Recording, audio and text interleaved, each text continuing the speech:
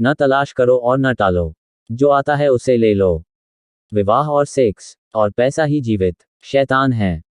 किसी की निंदा न करें। यदि आप मदद के लिए हाथ बढ़ा सकते हैं तो ऐसा करें। यदि तुम नहीं कर सकते तो अपने हाथ जोड़ो, अपने भाइयों को आशीर्वाद दो और उन्हें अपने रास्ते जाने दो।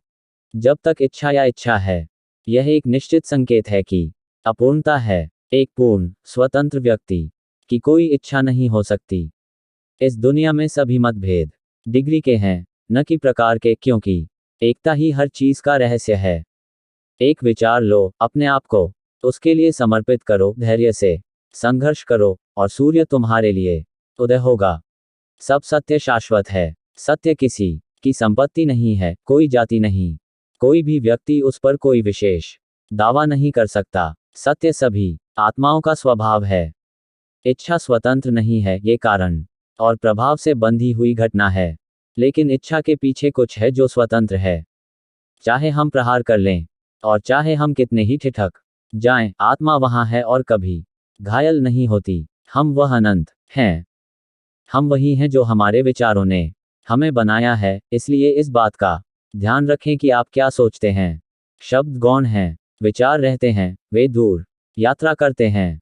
मनुष्य को परमात्मा को जानकर दिव्य बनना है। मूर्तियां या मंदिर या चर्च या किताबें केवल सहारा हैं, उसके आध्यात्मिक बचपन का सहारा हैं। खड़े हो जाओ और मजबूत बनो। कोई डर नहीं, कोई अंधविश्वास नहीं। सच्चाई का वैसे ही सामना करो जैसे वह है। मनुष्य की सेवा ही ईश्वर की सेवा है। शक्ति ही जीवन है, दुर्बलता ही मृत्यु है। विस्तार ही जीवन है, संकुचन ही मृत्यु है। प्रेम ही जीवन है, घृणा मृत्यु है।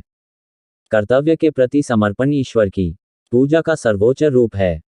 आजादी कभी कमजोर नहीं पा सकते। सारी कमजोरी को दूर भगाओ। अपने शरीर से कहो कि वह बलवान है, अपने मन से कहो कि वह बलवान है, और अपने आप में असीम विश्वास और आशा रखो। कर्म योग का रहस्य जो बिना किसी फलदायी इच्छा के कर्म करना है, भगवान कृष्ण ने भगवद गीता में सिखाया है। यदि आप समुद्र पार करना चाहते हैं तो आपके पास लोहे की इच्छा होनी चाहिए। आपको इतना मजबूत होना चाहिए कि आप पहाड़ों को भेद सकें। मेरे बच्चे, मैं जो चाहता हूं वह लोहे की मांसपेशियां और स्टील की नसें हैं, जिसके अंदर उसी सामग्री का दिमाग रहता है जिससे वज्र बनाया जाता है।